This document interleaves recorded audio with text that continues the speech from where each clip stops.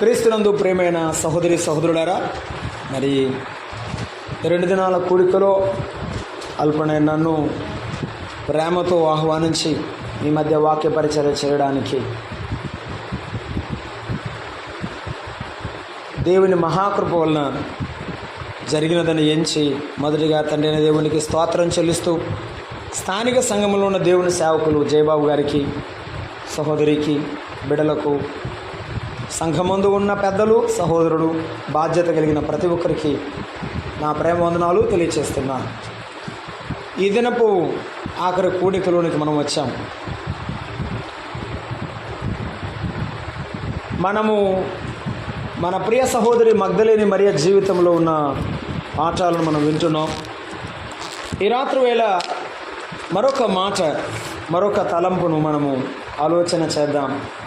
ప్రభు మనతో ఇచ్చేటువంటి మాట కొరకై మనం ఎదురు చూస్తుండగా పరిశుద్ధాత్మ దేవుడు మనను నడిపించినంత మేరలో ఆయన వాక్యం వైపు కన్నులెత్తి మనము చూద్దాం. యోహాను సువార్త 19వ అధ్యాయము 25వ వచనాన్ని మనము చదువుకుందాం. యోహాను సువార్త 19వ అధ్యాయము 25వ వచనాన్ని చదువుతున్నాను.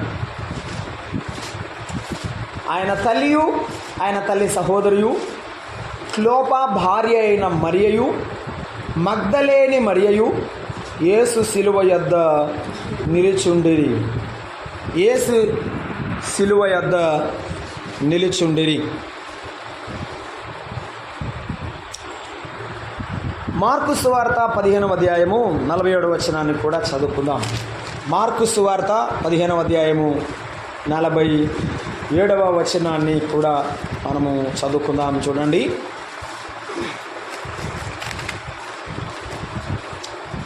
పదిహేనవ అధ్యాయము 47వ వచనం. ఆ సమాధి ద్వారమునకు రాయి పొర్లించను. మగ్దలేనే మరియయు, యోసే తల్లి అయిన మరియయు ఆయన ఉంచబడిన చోటు చూచిరి. ఆయన ఉంచబడిన చోటు చూసిరి. ఆ మాట మీకు అర్థమవ్వడానికి ఒక మాట చదివి వినిపించాలని నేను ఇష్టపడుతున్నాను.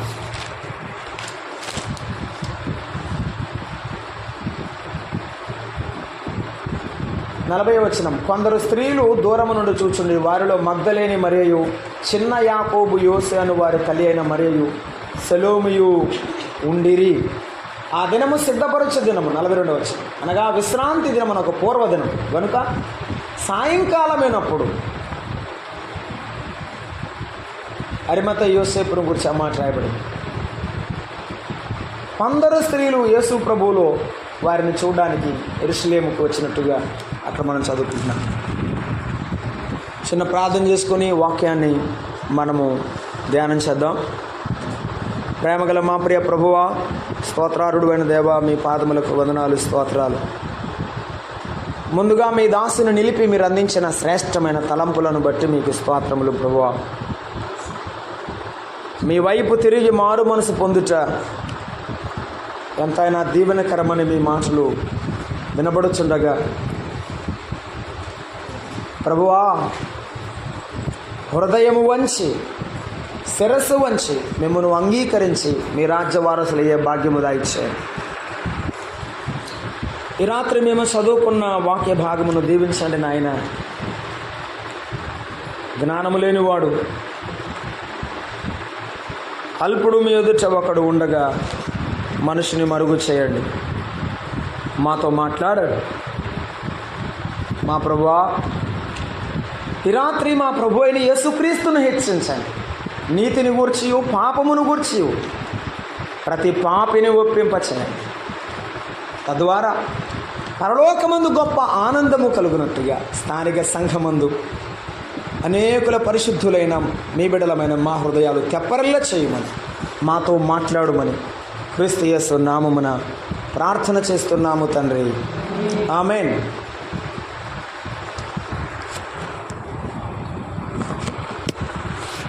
బైబిల్ గ్రంథంలో చాలామంది మరియలను గురించి మొదటి పాఠంలో మనము వారి పేర్లు ప్రస్తావించడం జరిగింది. మగ్దలేని మరియ యొక్క జీవితం చాలా విశేషమైన జీవితం. ఎందుకంటే ఆమె యేసు ప్రభువు చేత విమోచింపబడినది, విడిపించబడిన మరియ. విమోచింపబడిన వారు ధన్యులు. ఇశ్రాయేలు, నీ భాగ్యమెంత గొప్పది. నిన్ను విమోచించావని నిన్ను పోలిన వాడు ఎవరున్నారని ఆనాడు ఇశ్రాయేలును వచ్చి మోషే ద్వారా దేవుడు ద్వితీయోపదేశకాండములో మాట్లాడి ఉన్నాడు.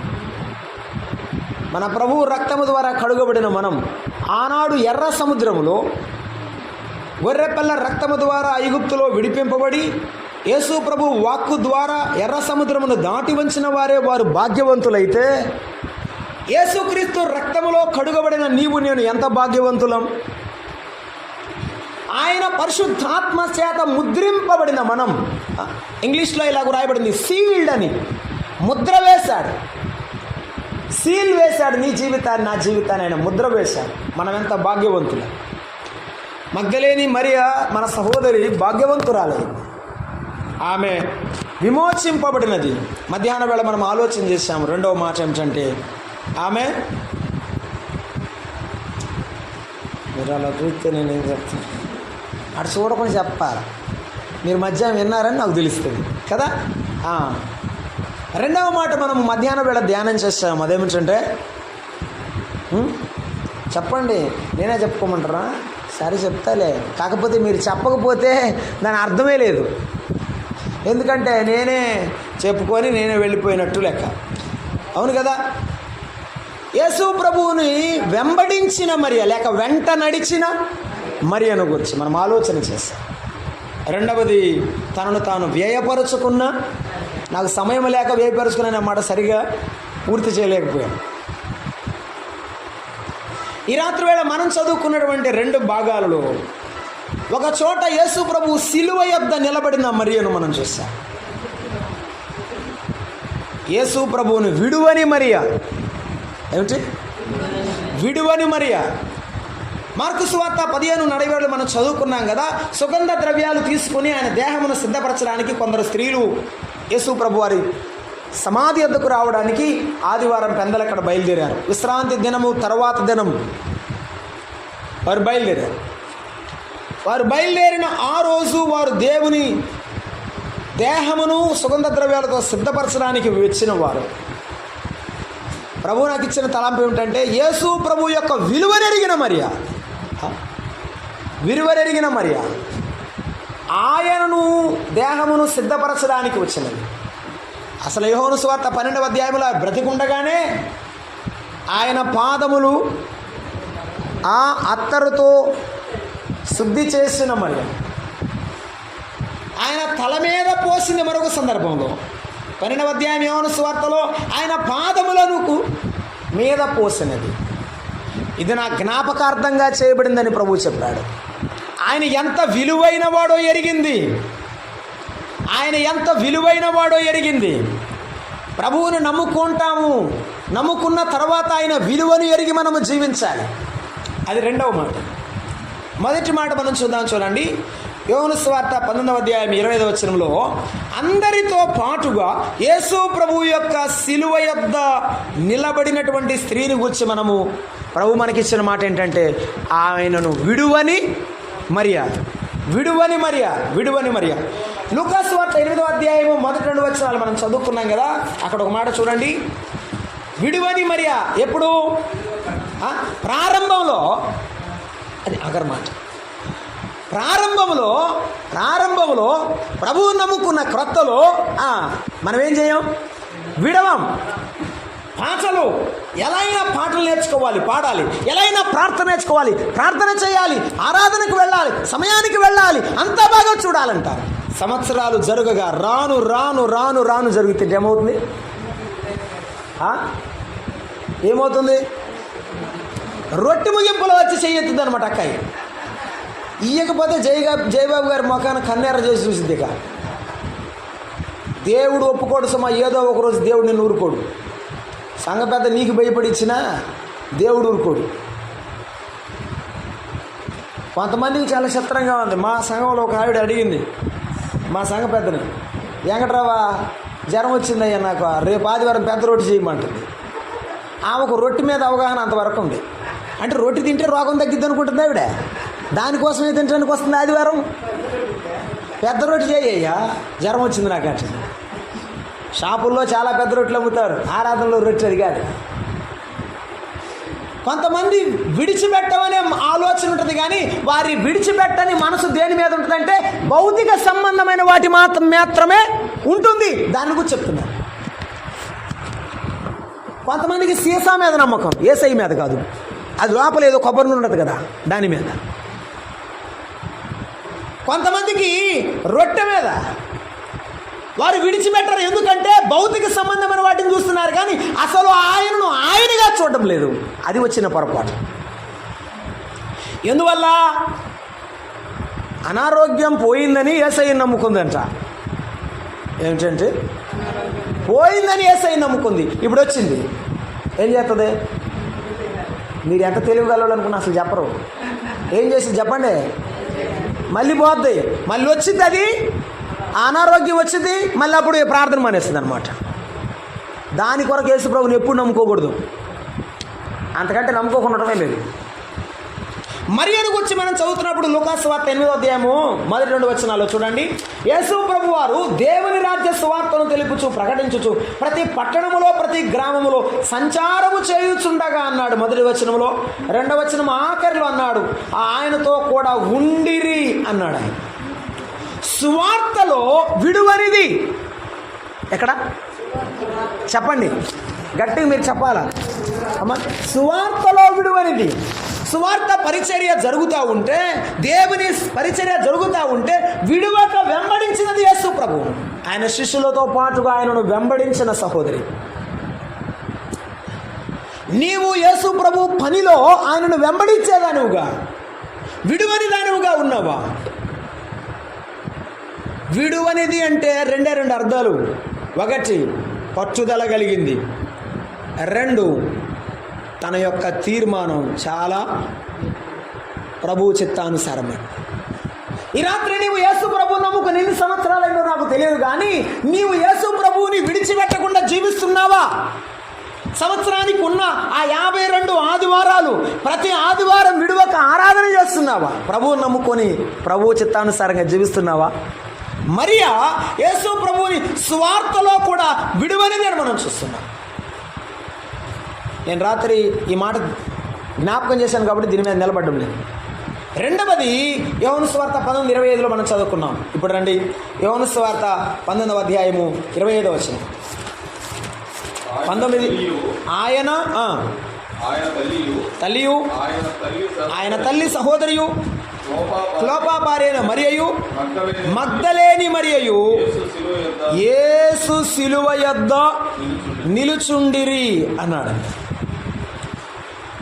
ఏమండి అక్కడ రాశారు, కానీ ఆ పైన భాగం అంతా చదవడం కష్టం ఇప్పుడు, కానీ నేనే గుర్తు చేస్తాను. యేసు ప్రభువారిని ఎక్కడ పట్టుకున్నారు?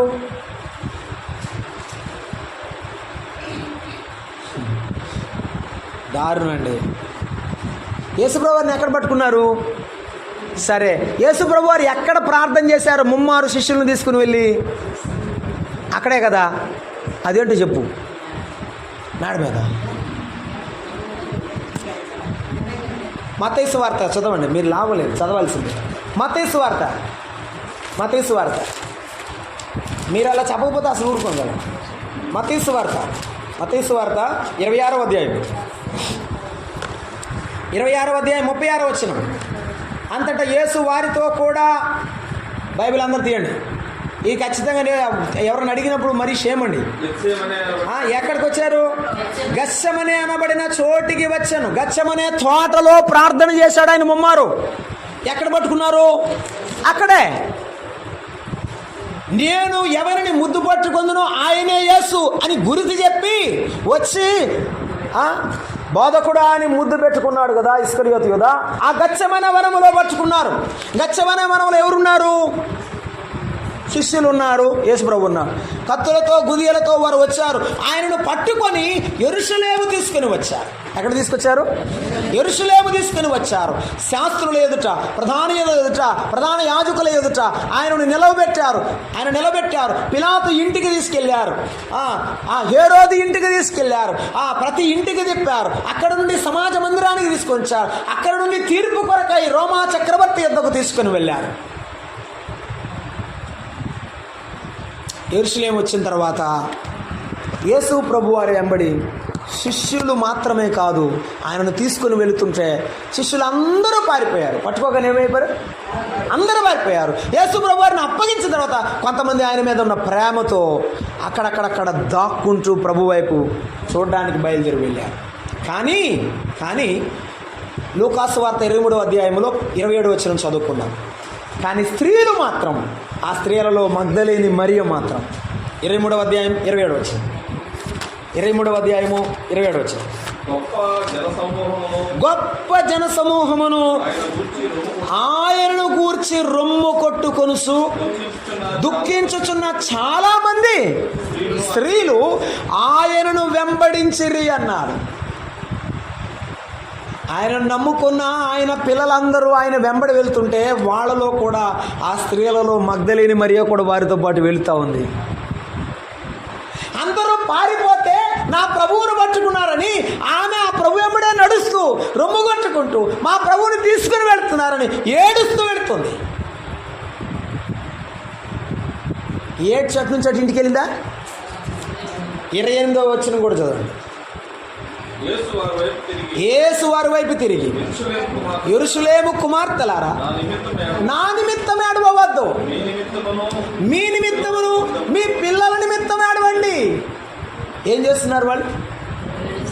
ఇప్పుడు చెప్పండి, మగ్దలేని మరి ఏం చేస్తుంది? ఏడుస్తుంది.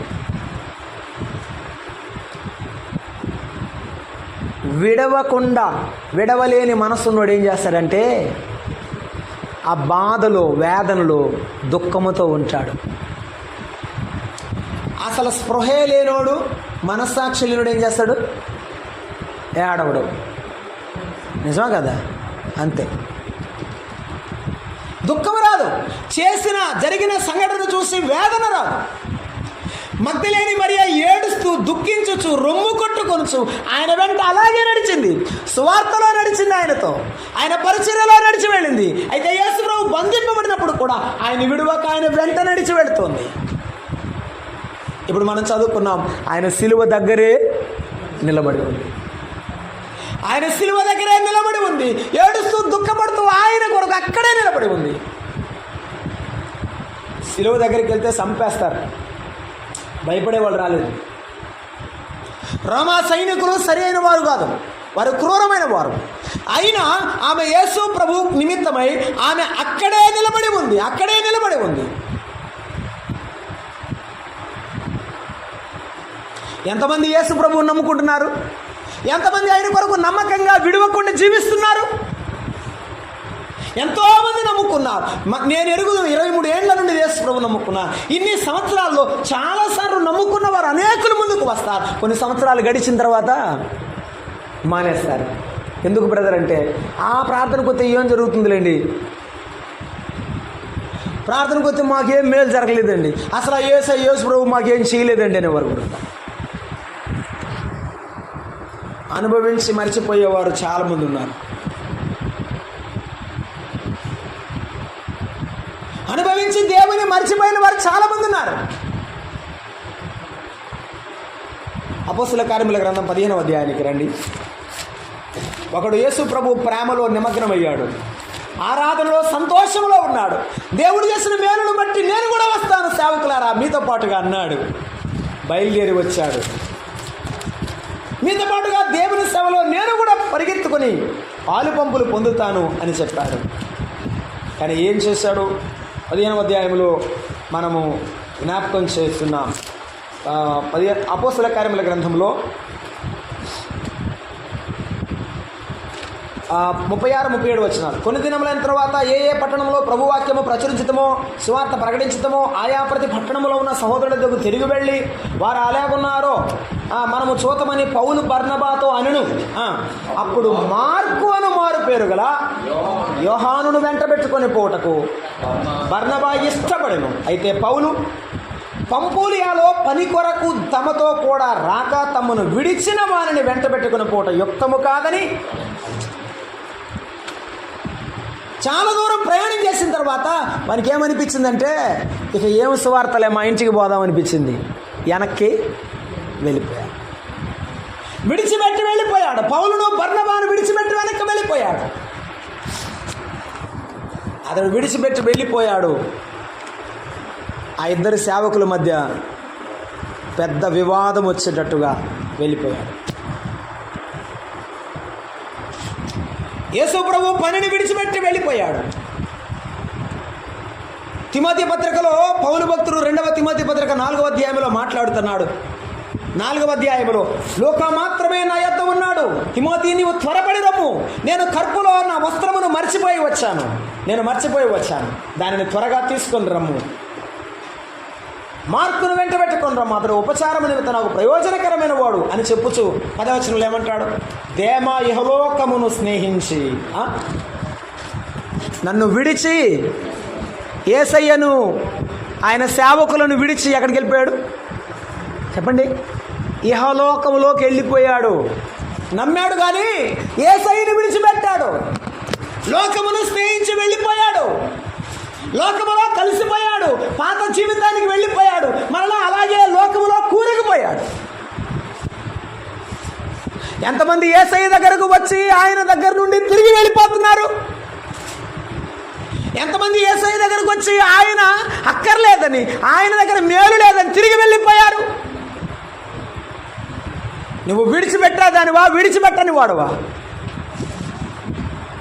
దేమా తన సగ జీవితాన్ని విడిచిపెట్టి వెళ్ళాడు. ఇక బైబిల్లో దేమా పేరే లేదు. దేమా పేరే లేదు. కానీ జాన్ మార్క్ వారిని విడిచిపెట్టి వెళ్ళాడు, మరలా తిరిగి వచ్చాడు. ఈ రాత్రి వేళ ప్రభు నీతో మాట్లాడుతున్నది మాట ఏమిటంటే, నీవు యేసు ప్రభుని విడిచి వెళ్ళినా యేసు ప్రభు నిన్ను విడవకుండా మాట్లాడుతున్నాడు. ఈ రాత్రి తిరిగి వస్తావా అని. జాన్ మార్కు తిరిగి వచ్చినట్టు ఆయన విడిచి వెళ్ళిన సేవకుల కొరకు మరలా తిరిగి దేవుని పని కొరకు వచ్చాడు. మరలా దేవుని కాడి కిందకు వచ్చాడు. ఈ రాత్రి నీవు ఆయన కాడి కిందకి రావాలని ప్రభు మాట్లాడుతున్నాడు. పాపమనే దాస్యము కాడి కింద ఉన్నావు, నెమ్మది లేని జీవితంతో ఉన్నావు. ఆయనను విడిచిపెట్టి నీ జీవితంలో ఏ విధమైన నెమ్మది లేదు, ఏ విధమైన నెమ్మది లేదు. ఒక మాట చదువుకున్నాం లోకాసు వార్తలో ఒక మాట మనం చదువుకుంటున్నాం.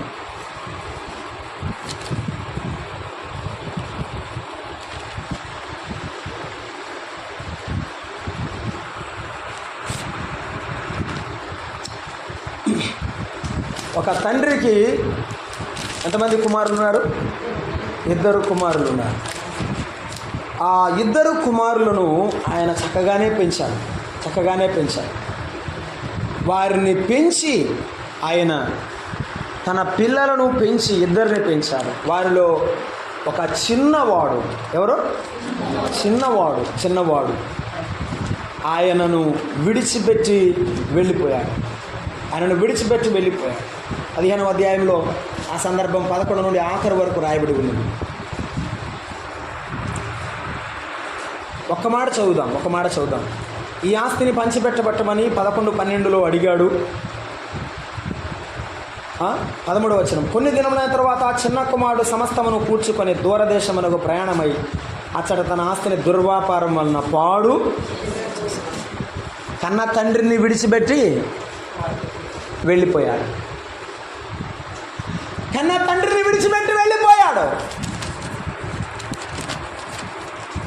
ఆ చిన్నవాడు తండ్రి దగ్గరకు వచ్చి, తండ్రి నా ఆస్తిలో నాకు వచ్చు భాగమిమ్మని అడిగాడు.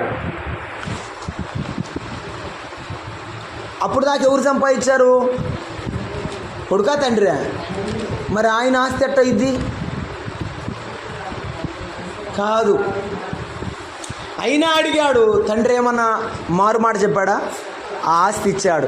ఈ రాత్రి ప్రతి మానవుని జీవితంలో దేవుడు చేస్తున్నది ఇదే. నీవు నీ హృదయానుసారంగా, నీ ఇష్టానుసారంగా బ్రతుకుతుంటే ఆయన నీకు అడ్డు చెప్పడం లేదు. హృదయపూర్వకంగా నీవు తిరిగి రావాలని, హృదయపూర్వకంగా ఆయనను హత్తుకొని ఉండాలనే మాట్లాడుతున్నాడు ఆయన. ఈ చిన్న కుమారుడు కూడా తండ్రిని విడిచిపెట్టి వెళ్ళిపోయాడు. ఎందుకు వెళ్ళిపోయాడు తెలుసా?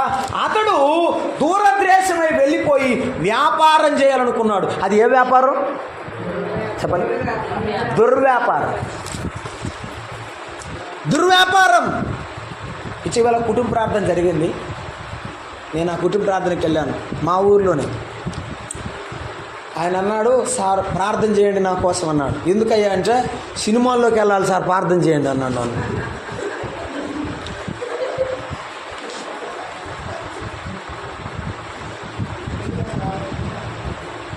నా దగ్గర ఒక చిన్న వీడియో ఉంది, రేలంగి గారు చనిపోయే ముందు మాట్లాడిన వీడియో ఉంది.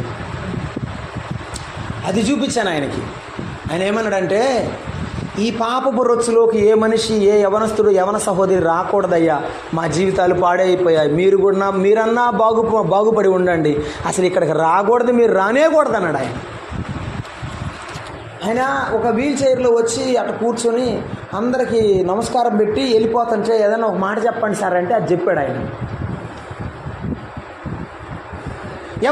యవన బిడ్డలు ఆ దురాలోచనలో మునిగిపోయారు, దుర్వ్యాపారములో మునిగిపోయారు. దానివల్ల ఏదో లాభం కలుగుతుంది అనుకుంటున్నారు, కానీ నష్టమే లోకంలో ఉంది, ఎరగడం లేదు. దేమాకు తెలియకుండానే వెళ్ళిపోయాడు, కలిసిపోయాడు లోకంలో. ఈ చిన్న కుమారుడు తెలియకుండానే వెళ్ళాడు. దేన్ని చూసి? దుర్వ్యాపారాన్ని చూసి, ఈ ఆస్తి నాకు చాలు, నాకున్న డబ్బు చాలు, నాకున్న సొమ్ము చాలు, నా జీవితం ఇక సెటిల్ అయిపోతుంది అనుకున్నాడు. కానీ తన జీవితం పాడైపోతుందని ఎరగకుండానే వెళ్ళిపోయాడు. ఎవరిని విడిచి? తండ్రిని విడిచి. ఈ రాత్రి ప్రభువు నీతో మాట్లాడుతున్నాడు. 100వ కీర్తనలో మాట్లాడతాడు, ఆయనే మనలను సృష్టించను, మనము ఆయన వారము, ఆయన మేపు గొర్రెలు. నీవు ఆయన బిడ్డవు. నీవు ఆయనను విడిచి వెళ్ళిపోతుంటే, ఆయనను నమ్ముకోకుండా, ఆయనను ఆశ్రయించకుండా వెళ్ళిపోతుంటే, ఆ పరలోకపు తండ్రి దుఃఖముతో ఉన్నాడు. ఆ చిన్న కుమారుడు వెళ్ళిపోయినప్పుడు తండ్రి ఎంత దుఃఖపడ్డాడో, ఎంత ఆయన వేదన చెందాడో ఆ కుమారుడికి అర్థం కాలేదు. ఎందుకంటే పాపపు భ్రమలో, పాపపు మాయలో వెళ్ళిపోయాడు. ఏ తండ్రిని విడిచిపెట్టిన వాడు ఏం సంపాదించాడు చెప్పండి? తల్లిదండ్రులు విడిచిపెట్టి ఏడ్పించిన వాడు ఏం బాగుపడతాడు? ఎవడు బాగుపడ్డం? ఏడ్పించిన వాడు ఎవడు బాగుపడ్డం? ఈ లోక సత్యం. యేసు ప్రభు దగ్గర అదే సమాధానం ఉంది. అలాగే తండ్రిని ఏడిపించి వెళ్ళిపోయాడు. తండ్రిని ఏడిపించి వెళ్ళిన వాడు ఆస్తి తీసుకుని వెళ్ళి పాపములో మునిగిపోయి అంతా పోగొట్టుకున్నాడు. బైబిల్లో రాయబడిన మాట ఏమంటారు? అక్కడ రాశాడు, అతడు అంతయు ఖర్చు చేసిన తర్వాత కరువు రాగా వాడు ఇబ్బంది పడసాగారు. దుర్వ్యాపారంలో ఉన్న వాడికి దుఃఖముగాక ఏమొస్తుంది? పాపములో మునిగిన వాడికి అపాయముగాక, ప్రమాదముగాక ఏమొస్తుంది? కరువు వచ్చింది, అంతా పోగొట్టుకున్నాడు. స్నేహితులందరూ అదృశ్యమయ్యారు. ఒంటరి వాడుగా నిలబడ్డాడు. తినడానికి ఆహారం లేదు. రక్త హస్తాలతో ఉన్నాడు. ఒక్క చొక్కా మాత్రమే ఉంది, అదంతా నల్లగా మారిపోయింది, వాసన కొడుతుంది. అప్పుడు గుర్తొచ్చాడు, ఎవరు? తండ్రి. నా తండ్రి దగ్గర చాలామంది పనులు ఉన్నారు, వాళ్ళకు సమృద్ధి అయిన ఆహారం ఉంది, నాకు ఇక్కడ ఆకలితో బాధపడుతున్నా. ఏం చేయాలి? నా తండ్రి దగ్గరికి వెళ్ళలేను, నా తండ్రిని విడిచిపెట్టి వచ్చాను, ఇప్పుడు ఏ తలెత్తుకొని వెళ్ళాలి? నేను వెళ్ళలేదు. ఎవరినైనా ఆకలికి అడుక్కుని అన్నం తిందాం అనుకున్నాను. సార్ నాకు పనిస్తారా? ఇత్తా కానీ పందులు ఉన్నాయి మేపుతావా? అసలు ఆ పందులంటే ఏంటో తెలియకుండా దేవుని దగ్గర, ఆ తండ్రి దగ్గర పెరిగాడు. ఆకలి అవుతుంది సార్, ఏమైనా పెట్టండి, పందులైనా మేపుతాను అన్నాడు. ఏమవుతుంది? ఆకలికి ఏదైనా చేయడానికి సిద్ధపడ్డాడు. ఆ పందుల దగ్గరకి వెళ్తే ఆ వేసిన ఆహారం పందులే తిన్నాయట. ఇక మిగిలింది ఏంటంటే పందిపొట్టు. ఆ పొట్టు తిందామనుకున్నా కూడా పందులు మిగల్చలేదట, ఆకారంతో అలిసిపోతుంది. అతడన్న మాట ఏంటంటే, నా తండ్రి దగ్గర చాలామంది పనున్నారు, వారికి సమృద్ధి అయిన ఆహారం ఇది, నా తండ్రిని విడిచిపెట్టి అంతా పోగొట్టుకున్నాను, ఆకలికి అలమటిస్తున్నాను. ఎంతో ఎంతో దేవుడు నన్ను ఎంతో దూరం చేశాను, నేను ఎంతో దూరమై వచ్చాను నా తండ్రితో. నా తండ్రిని విడిచిపెడితే నాకు ఇన్ని అవస్థలు వచ్చాయి. నిజమే, యేసయ్యని విడిచిపెడితే నీకు అవస్థలు వచ్చాయి. యెహోవాను విడిచిన వానికి శ్రమలు విస్తరించును, యెహోవాను విడిచిన వానికి శ్రమలు విస్తరించును. సామెతల గ్రంథంలో సొలొమోను భక్తుడు చెప్పాడు. నీవు యేసయ్యని విడిచిపెట్టావా, అలాగైతే నీ చుట్టూ కమ్ముకున్నది అందుకే. నీ శ్రమల్లో నీకు ఆదరణ ఇచ్చేవారు లేక బాధపడుతున్నావు. నీ ఇబ్బంది పరిస్థితిలో నిన్ను ప్రేమించేవారు లేక వేదన చెందుతున్నావు. ఆ చిన్న కుమారుడు దూరదేశం విడిచిపెట్టి వెళ్ళిపోయాడు. ఉన్నదంతా పాడు చేసుకొని తన జీవితంలో తండ్రి గుర్తుకు వచ్చాడు. ఈ రాత్రి నీకు యేసయ్య గుర్తుకొస్తున్నాడా? ఆయన ప్రేమించే దేవుడు అని నీకు గుర్తుకొస్తున్నాడా? నిన్ను ప్రేమించే యేసయ్యని నీకు గుర్తుకొస్తే తిరిగిరా. నా యేసయ్య నన్ను ఇంకా ప్రేమిస్తాడా? ప్రేమిస్తాడమ్మా, ప్రేమిస్తాడు. అంతా పోగొట్టుకున్నా అయినా ప్రేమిస్తాడు. నా దగ్గర ఏమీ లేదు అయినా ప్రేమిస్తాడు. నాకెవరు లేరు అయినా ప్రేమిస్తాడు యేసయ్య. నీకెవరు లేకపోయినా ఏమి లేకపోయినా నీ పక్కన నిలబడి నిన్ను హత్తుకునేవాడు యేసయ్య. తండ్రి వలె నిన్ను కౌగిలించుకుని నిన్ను ప్రేమించేవాడు యేసయ్య. ఎంతోమంది తమ జీవితాలు పాడు చేసుకున్నారు. యేసయ్య దగ్గరకు వచ్చి భాగ్యవంతులయ్యారు. యేసయ్య దగ్గరకు వచ్చి తమ జీవితాలు మారిపోయారు. నేను ముగించే ముందు ఒక మాట సాక్ష్యముగా చెప్పి నేను ముందుకు సాగిపోతాను. ఒక సహోదరుడు పేరు జోసఫ్ అండి. ఆయన గోదావరి జిల్లాలో ఉన్నాడు. సేవ చేస్తున్నాడు. ఇప్పుడు సేవ చేస్తున్నాడు. ఆయన కొత్తగా నమ్ముకున్నాడు. ఆయన అన్యజనుడు అయినా యేసు ప్రభువుని నమ్ముకున్నాడు. ప్రభువుని నమ్ముకున్న తర్వాత వాళ్ళ చెల్లెలు కూడా నమ్ముకుంది. ఆయన నమ్ముకున్నాడు, ఆయన చెల్లెళ్ళు. ఇద్దరు నమ్ముకుంటే పాస్టర్ గారు అన్నాడు మేము బాప్తీసాలు ఇస్తామన్నారు. ఈరోజు సహోదరి తీసుకున్నట్టు ఇస్తామంటే సరే తీసుకుంటాం సార్ అంటే ఇద్దరికి బాప్తీసాలు ఇవ్వడానికి ఇచ్చారు. చాలామంది 10 మంది బాప్తీసాలకు వచ్చారు. వాళ్ళందరూ లైన్లో నుంచోమన్నారు. బాప్తీసం అందరూ తీసుకుంటా ఉంటే అందరు తీసుకుంటా ఉన్నారు. ఈయన వంతు వచ్చింది జోసఫ్ గారిది. ఆయన తీసుకున్నాడు బాప్తీసం. మీ చెల్లి లేదన్నాడు. వెనక్కి తిరిగి చూస్తే చెల్లి లేదు. మరి ఎక్కడికి వెళ్ళిపోయింది అంటే ఇంటికి వెళ్ళిపోయింది. ఇంటికి వెళ్ళారు పాస్టర్ గారు వాళ్ళందరూ. అమ్మ ఎందుకు బాప్తీసం తీసుకోలేదంటే పాస్టర్ గారు నేను ఇప్పుడు తీసుకోలే అంది. సరేలే అమ్మ బలవంతం చేయంలే, ఎప్పుడు తీసుకుంటావో చెప్పు అంటే పాస్టర్ గారు నాకు టీచర్ జాబ్ వస్తే తీసుకుంటాను అంది. సరేలే అమ్మ టీచర్ జాబ్ కోసం ప్రార్థన చేస్తాంలే అన్నాడు ఆయన. అయిపోయింది. ఇంటికి వెళ్ళారు, ప్రార్థన చేశారు. 2009 డిఎస్సి జరిగింది. ఎగ్జామ్ రాశారు చాలామంది. అమ్మాయి డిఎస్సి ఎగ్జామ్లో జాబ్ కొట్టింది. జాబ్ లిస్టులో ఆమె పేరు వచ్చింది. అమ్మ నువ్వు సెలెక్ట్ అయ్యావు, నువ్వు టీచర్ అయ్యావు అని వచ్చి అయ్యగారు మీరు ప్రార్థన చేశారు యేసయ్య దయ వల్ల నాకు జాబ్ వచ్చింది అంటే అమ్మ ఆ పాస్టర్ గారు ఏమన్నాడు తెలుసా? ఏమని ఉంటాడు? పలహారం ఎప్పుడు పెడతావమ్మా, కానుక ఎప్పుడు ఇస్తావన్నాడా? బాప్తీసం ఎప్పుడు తీసుకుంటామని అడిగాడంట అండి. అదంట అయ్యారు అపాయింట్మెంట్ ఆర్డర్ ఇచ్చారు, 17వ తారీఖు నన్ను జాయిన్ అవ్వమన్నారు, నేను వెళ్ళి జాయిన్ అయ్యి వచ్చి బాప్తీసం తీసుకుంటానని చెప్పింది. సరేనమ్మా ప్రార్థన చేసి పంపించాడు. ఒక అరగంట అయింది. అరగంట తర్వాత ఈయన ఇంటికి వచ్చాడు జోసఫ్. వాళ్ళ పాస్టర్ గారి ఇంటికి వెళ్ళిపోయాడు. ఆ ఇంటికి వచ్చిన తర్వాత ఎవరో ఒక ఆయన వచ్చాడు, వార్తాహరుడు. ఏం చెప్పాడంటే మన ఊరు బయట మూల తిరిగే దగ్గర చెరువులో పడిపోయింది, బస్సు మునిగిపోయింది, అందరూ చచ్చిపోయారు, మీ చెల్లెలు కూడా చచ్చిపోయింది సార్ అన్నాడట. అసలు ఏం అర్థం కాలేదు. ప్రభువా ఇంత దీవించావు, అన్నీ ఇచ్చావు, ఎందుకు ఇలా జరిగిపోయిందని ఏడ్చుకుంటూ పరిగెత్తుకుంటూ వెళ్ళాడట. ఈ పిల్లోడు ఏమిటి వాళ్ళ తండ్రి కూడా పరిగెత్తుకుంటూ వెళ్ళాడు. ఇద్దరు వెళ్ళారు. ఆ చెరువులో నుండి బయటికి ఆ శవాన్ని బయటికి తీసి చెల్లిని చూసుకొని దేవుడు నీకు వచ్చి ఉద్యోగాన్ని నువ్వు అనుభవించకుండా వెళ్ళిపోయావని ఏడుస్తూ దుఃఖపడుతున్నాడు. నాకు ఒక్కతే చెల్లి ఉంది సార్, నాకు ఒక్కతే చెల్లి ఉంది, దేవుడు ఎందుకు తీసుకున్నాడని ఏడుస్తా ఉన్నాడట. ఆ బిడ్డని ఇంటికి మోసుకొని వచ్చారు. ఇంటికి మోసుకొని వస్తే ఈ లోపల ఎవరో చెప్పారు ఆ తల్లికి ఏమనంటే అమ్మా నీ కూతురు ఇట్లా యాక్సిడెంట్ అయ్యి బస్సు లోపల పడితే చనిపోయిందని చెప్పారు. ఆ మాట వినగానే గుండె ఆగి చచ్చిపోయింది తల్లి. ఆ పిల్లోడు యేసుప్రభుని నమ్ముకున్న కొత్త దినాల్లో ఇవన్నీ జరిగిన తర్వాత తల్లిని చూసి ఆడవాళ్ళు చెల్లిని చూసి ఆడవాళ్ళు తెలియక ఇంకా ఏడుస్తున్నాడు. సాయంత్రం భూస్థాపన కార్యక్రమం జరగాలి, అందరూ ఓదారుస్తున్నారు. ఆ సాయంత్రం అందరూ వచ్చారు. ఆమె భూస్థాపన చేయాలని చెప్పి ఆలోచన చేస్తే ఇద్దరిని మొయ్యాలి కదా, నానేడే తిరుగుతున్నారు. వాళ్ళ నాన్నగారు కనపడలేదు. వాళ్ళ నాన్నగారు కనపడకపోతే ఇంకా పాటలు పాడుకుంటూ యేసయ్య మా నాన్న నాకు కనపడలేదని ఏడ్చుకుంటూ వెళ్ళిపోతున్నాడు. ఎవరో చెప్పారు మీ నాన్న సేవలో పడిపోయి ఉన్నాడు రమ్మని. ఆ సేవలోకి వెళ్తే పురుగుల ముందు తాగి చనిపోయి ఉన్నాడు తండ్రి. నా భార్య లేకుండా నా పిల్లలు లేకుండా నా బ్రతికెందుకని చనిపోయాడు. ఆ ముగ్గురిని చూసి ఎలుగెత్తి ఏడ్చారు. నాకెవరున్నారు ప్రభువా, నువ్వున్నావు అనుకున్నాను, ఉన్న వాళ్ళందరూ వెళ్ళిపోయారు, నేను బ్రతకడం ఎందుకు, అనుకుంటున్నాడు. ముగ్గురిని తన చేతులతోనే భూస్థాపన చేశాడు. ఇంటికి వచ్చాడు. చుట్టాలందరూ అరే నాయనా దీనికోసం సంబంధించి సంతకాలు పెట్టమన్నారు. చదువు లేదు, ఏదో సంతకం పెట్టాడు. ఆ సంతకం తెల్లారి తెలిసింది. ఇకలే నువ్వు బయటికి పోమన్నారు వాళ్ళు. ఎందుకంటే ఈ ఇల్లు నీది కాదు, నువ్వు మాకు నేను రాసిచ్చావు, బయటికి వెళ్ళమన్నారు. పిన్ని ఈ ఇంటి దగ్గరే మూలన ఉంటాను పిన్ని, ఒక ముద్ద అన్నం పెట్టి పిన్ని, నేను వెళ్ళలేను పిన్ని, మిమ్మల్ని విడిచిపెట్టి అన్నాడట. ఇది నీ ఇల్లు కాదురా, బయటికి వెళ్ళి ముందు మాట్లాడందట. ఏడ్చుకుంటూ రోడ్డు మీదకి వచ్చాడట. అడుక్కోవడానికి ఏం చేతిలో ఏమి లేదు. అప్పటి వరకు సజావుగా బతికిన వాడు. పక్కింటికి వెళ్తే రాత్రి 9:30 అయింది, ఆకలి అవుతుంది, అన్నం ఎవరు పెట్టలేదు.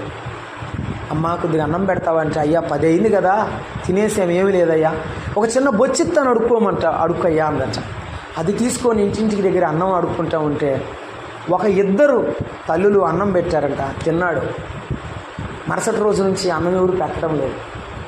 అక్కడ హోటల్ దగ్గర పడేసిన అన్నం ఉంటుంది కదా, అక్కడ మా చెత్తలో అది ఏరుకొని తినడానికి వెళ్తున్నాడు. అది కూడా చాలడం లేదు.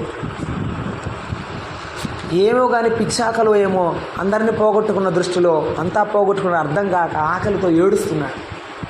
గోదావరి బ్రిడ్జ్ ఉంది, కాటన్ దొరగారు కట్టిన బ్రిడ్జి. ఆ బ్రిడ్జ్ దగ్గరికి వచ్చి 2 చేతులు పైకెత్తి, యేసయ్యా నాకు ఇంకేమీ లేదు, నేను బతకను, చనిపోతానని దూకబోయాడట. దేవ సహాయం పాస్టర్ గారని సేవకుడు ఉన్నాడు, మన బ్రదరే, చేబ్రోలు అంటే నిడుబ్రోలు అంటారు, పొన్నూరు. ఆయన సేవ చేస్తాడు అక్కడ. గాబ్రియల్ గారి సంఘం, మన గాబ్రియల్ గారు పెద్ద ఆయన అక్కడ ఎక్కడో వాక్యం చెప్పి కారులో వస్తున్నాడట. ఆయన చూసి కారు ఆపి వెనక్కుండా వెళ్ళి గట్టిగా కౌగిలించుకున్నాడట. గట్టిగా లాగి కారులో పడేశాడటండి. ఎందుకు నువ్వు చనిపోవాలనుకుంటున్నావు అంటే ఇదంతా చెప్పాడట. అలాగైతే యేసయ్య నన్ను పంపాడు, నా ఎంపటి రమ్మన్నాడట. అందరూ పోయారనుకున్నావా? నేనున్నాను కదా, నేనుండి నిన్ను బ్రతికిస్తాను కదా, ఎందుకు పోతావు?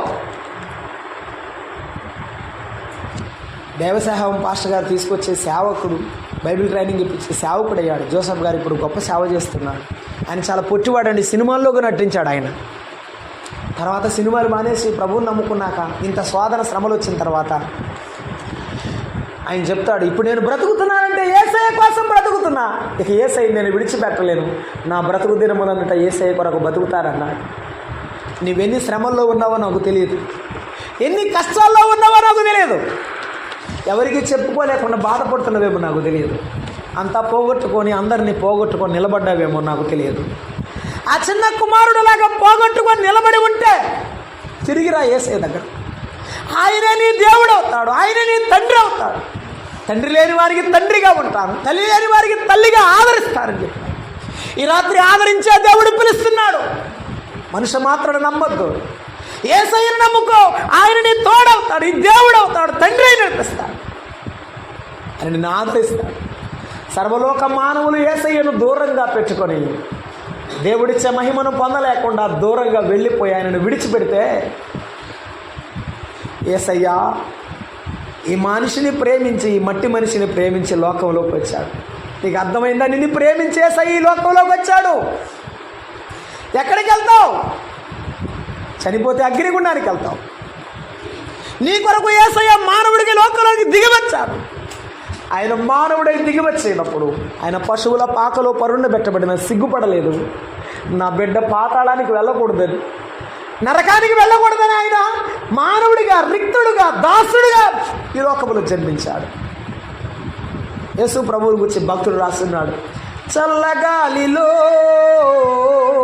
చాటులేక నలుమూలలా చలి పుట్టెనయ్యా. ఎందుకు? సింహాసనమందు ఆశీనుడై ఉండవలసిన వాడు, మహిమలో నిలబడవలసిన వాడు, దేవదూతల ఆరాధన పొందవలసిన వాడు విడిచిపెట్టాడే సమస్త మహిమను నిన్ను ప్రేమించి. ఆ పశువుల పాకలో పసిబాలుడిగా పండుకున్నాడే నేను నన్ను ప్రేమించి. ఆయన తన స్వకీయులతకు వచ్చాను, వారు ఆయనను అంగీకరింపలేదు. ఆయన ప్రజలైన యూదులు ఆయనను ద్వేషించిన, సర్వలోకాన్ని ప్రేమించిన యేసయ్య మన పాపమంతా తన భుజాన మోసుకోవడానికి బ్రతికాడు ఈ లోకంలో 33.5 ఏళ్ళు. 30 ఏండ్లు ఎవరికి తెలియని వాడుగా బ్రతికాడు. 3.5 ఏండ్లు అందరినీ స్వస్థపరిచాడు. తన యొద్దకు వచ్చిన వారిని ఎంత మాత్రము త్రోసివేసినా దేవుడు కాదు. మనుషులు ఒకసారి అడిగితే సహాయం చేస్తారు, 2 సార్లు అడిగితే సహాయం చేస్తారు. ప్రతిసారి సహాయం చేసేవాడు ఎవరైనా ఉన్నారంటే ఆయన యేసయ్యే. యేసయ్యే నిన్ను ఆదరించేవాడు. ఆయన మానవులందరి కొరకు లోకములోనికి దిగి వచ్చాడు. మన పాపమంతా తన భుజాన వేసుకున్నాడు. పేతురు రాస్తున్నాడు, 2వ పేతురు రాసిన మొదటి పత్రికలో పేతురు రాస్తున్నాడు. ఆయన గూర్చి రాస్తున్నాడు 2:22లో, ఆయన పాపము చేయలేదు, ఆయన నోట ఏ కపటమును కనబడలేదు. దూషింపబడి బదులు దూషింపలేదు, శ్రమ పెట్టబడి బెదిరింపక న్యాయముగా తీర్పు తెచ్చి దేవునికి తను అప్పగించుకున్నాడు. ఎవరిని బెదిరించలేదు. ఆయన పాపము లేనివాడు. ఆయన నోట్లో పాపము లేదు, ఆయన జీవితంలో పాపము లేదు, ఆయన జన్మలో పాపము లేదు. పావనమూర్తి యేసు ప్రభు. కానీ నీ కొరకు నా కొరకు ఆయన దేహం అప్పగింపబడినప్పుడు ఆయన దేహం మీద కొరడా దెబ్బలు వేయబడ్డాయి. ఆ ప్రతి కొరడా దెబ్బలో నిన్ను నన్ను చూసుకుని ఆయన సహించాడు. మన పాపపు శిక్ష అంతా భరించాడు. నీకు అర్థమైందా ఈ రాత్రి? నిన్ను ఎంతగా ప్రేమించాడో. ఆ సిలువలో వేలాడుతూ ఉండగా, దొంగల చేత దూషింపబడుతూ ఉండగా, ఆ త్రోవను వెళుచున్న వారు తలలోంచు అపహాస్యం చేస్తుండగా, యేసయ్య సిలువలో వేలాడుతూ ఉండగా ఆయన అంటున్నాడు, నిందకు నా హృదయము బ్రద్దలై. శరీరము కొరడాలతో బ్రద్దలైతే మాటలతో నిందలతో ఆయన హృదయము బ్రద్దలయ్యింది. ఆయన నిన్ను మర్చిపోలేదు. నీ కొరకు ఆయన సిలువ శ్రమలు భరించాడు. ఈ రాత్రి యేసయ్య ప్రేమ ఎంత విలువో నీకు అర్థమైతే చాలు. ఆయన దగ్గరకు తిరిగి వచ్చి నీ పాపాన్ని అప్పగించి నీ జీవితాన్ని ఆయనకు అంకితమిస్తే చాలు. నీవు మారు మనసు పొందితే చాలు. ఈ రాత్రి ప్రభు నీ హృదయంతో మాట్లాడుతుండగా నీ పాపాన్ని విడిచిపెట్టు, ఈ లోకాన్ని విడిచిపెట్టు, నిన్ను ప్రేమించే యేసయ్యను చేరుకో. 24వ వచనం చెప్పాడు, మనము పాపం విషయమై చనిపోయి నీతి విషయమై జీవించినట్లు ఆయన తానే తన శరీరమందు మన పాపములను మ్రాను మీద ఏం మోసుకున్నాడు? ఆయన మన పాపాలు మోసుకున్నాడు, మాను కాదు, సిలువ కాదు. నీ పాపము మోసినవాడు ఆయన.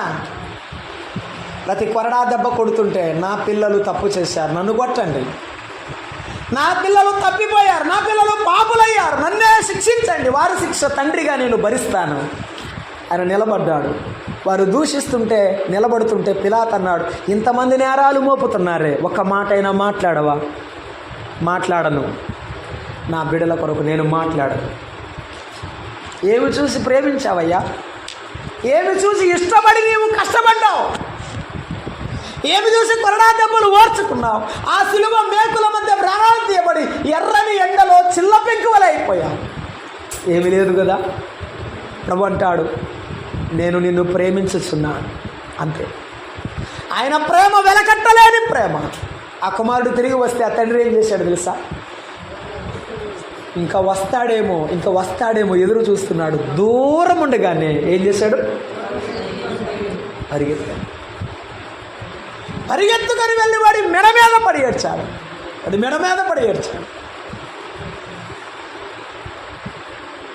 తండ్రి, నీ కూలివాడుగా బ్రతుకుతాను, నీ కొడుకుగా ఉండే అర్హత నేను పోగొట్టుకున్నాను, నీ కూలివాడిగా బ్రతుకుతాను తండ్రి అన్నాడు. ఏమన్నాడు తెలుసా తండ్రి? నీవు కూలివాడవు కాదురా, నీవు నా కుమారుడవు. నీవెట్ట కూలివాడవు అవుతావు? నీవు నా కుమారుడవు. నీవు తిరిగి వచ్చావు, నాకు అంతే చాలు. నా బిడ్డ వచ్చాడు, కువ్విన దూడను వధించండి, కొత్త బట్టలు తీసుకురండి, ఉంగరం పెట్టండి. నా కుమారుడు నా ఇంటిలో ఉన్నవాడు, నా స్థానం ఎంతో నా కుమారుడి స్థానం అంతే. వాడు వెళ్ళిన వాడు తిరిగి వచ్చాడు, నాకు అంతే చాలు. నీవు తిరిగి వస్తే దేవునికి అంతే చాలు. నీవు తిరిగి వచ్చి మారు మనసు పొందితే దేవునికి అదే చాలు. అదే నీ జీవితానికి దీవెన, ఆయన ఆశ్రయమే నీ జీవితానికి రక్షణ. ఈ రాత్రి రండి, ప్రభు యొద్దకు రండి. దావీదు రాస్తున్నాడు, అతిక్రమములను దాచిపెట్టువాడు వర్ధిల్లుడు. గుర్తుపెట్టుకో, పాపాన్ని రొమ్ములో దాచుకుంటే యోబన్నట్టు, నా పాపమును నేను నా రొమ్ములో దాచుకునేడలా పరమందున్న దేవుని దృష్టికి నేను వేషధారిని. ఇప్పటి వరకు కప్పుకున్నావేమో, విడిచిపెట్టిరా.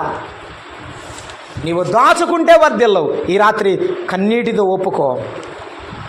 మగ్దలేని మరియ కూడా కన్నీటితో ఆయన పాదాల మీద పడిపోయింది.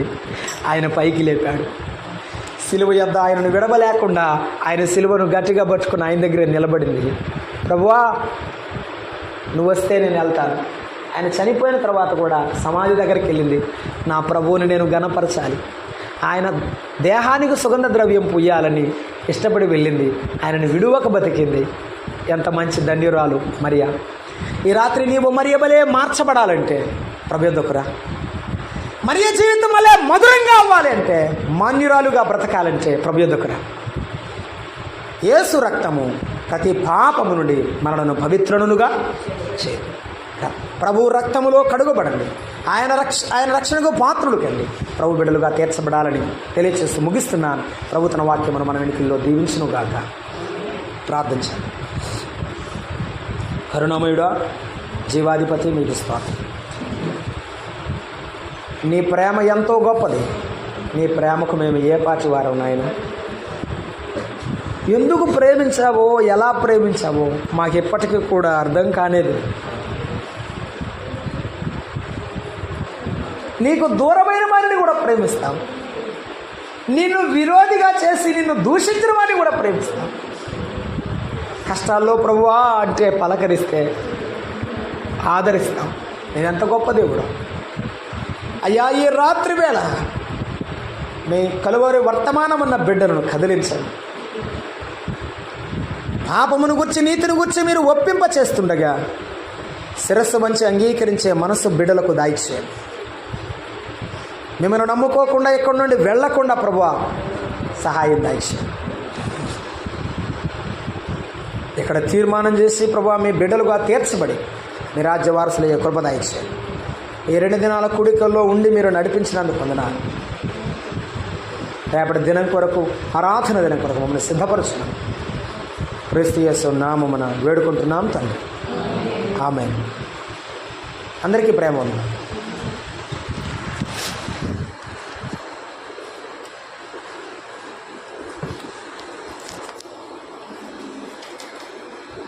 శ్రేష్టమైన